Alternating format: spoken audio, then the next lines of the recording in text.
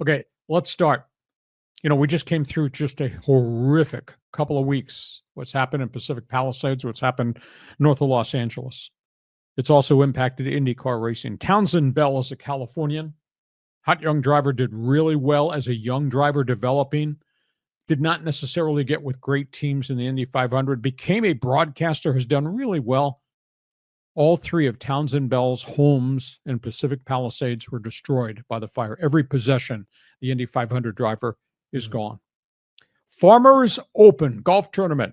It starts Wednesday.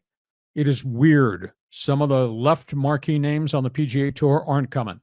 Xander Schauffele has opted out because of a medical reason. Late last night, Colin Morikawa, who's had a good start, has now established himself as a star. Morikawa opted out without explanation. So it won't be the marquee flashing names and neon lights that we've had in past Farmers Open. That being said, different development within the hour. The PGA Tour is moved the Genesis Open from Riviera in Los Angeles out because of the fires. It's being relocated. It's going to be played here in a couple of weeks at Torrey Pines. They've just announced they're going to move the Genesis Open a couple of weeks after the Farmers Open. So golf fans here are going to get the chance to see the PGA Tour for a second time. It'll be fun when these guys come out. Jason Day, Poway's Charlie Hoffman. That's part of the field that'll tee off Wednesday at the Farmers Insurance Open. And 2 weeks from now, the Genesis Open is going to be played here. Let's talk soccer.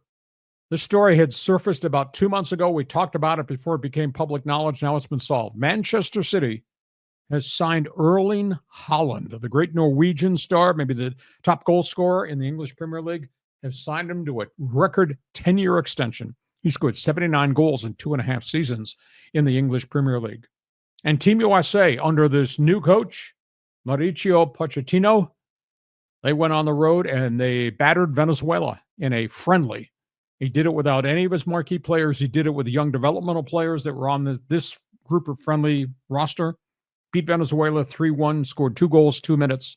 Coming out, he says he's pleased with how hard these guys have worked. He's pleased with how they've adapted his style, which is push the damn ball up the pitch and be physical. He says, we going forward must play with arrogance. Pochettino's team in friendly since he was named head coach, 4-1. So, John, a little bit different topics on the table. Response. What's your take on the Farmers Open? Because I remember like 40 years ago was the Andy Williams, and it was not just a big event for San Diego. It was a marquee event on the PGA Tour of the non-majors. Now it seems like almost an afterthought on the tour. Well, the problem is with PGA LIV Civil War, all marquee names left. There is no Tiger Woods. Phil Mickelson, twilight of his career, he took the Saudi money and jumped.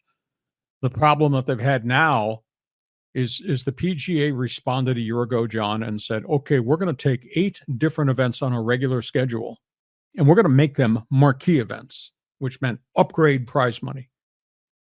Each of the 8 majors, not major Grand Slams, 8 elite events now have purses at $25 million. Torrey Pines was not one of those that was elevated to elite status. Their purse is only $9 million. So guys are picking and choosing, guys saying, I don't have to play there because it's only a $9 million tournament, $1.6 million to the winner. I'll wait, get rested, because a bunch of guys went to Hawaii, then a whole pile played at La Quinta this past week at the American Express. They're not coming here. So they've kind of been, I'm not going to say they intentionally damaged Torrey Pines, but the fact you didn't call it an elite tournament and put $25 million in purse money here means guys are not necessarily selecting it.